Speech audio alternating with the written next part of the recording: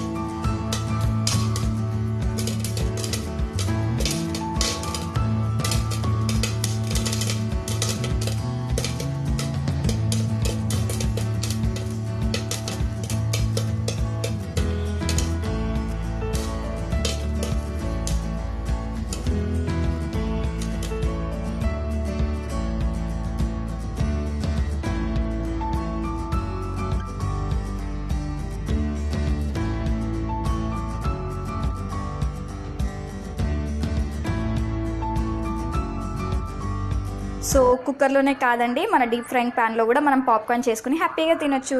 అంతే, so tasty. మీకు ఎలా అనిపించింది నాకు కమెంట్ సెక్షన్లో చెప్పండి. Thanks for watching.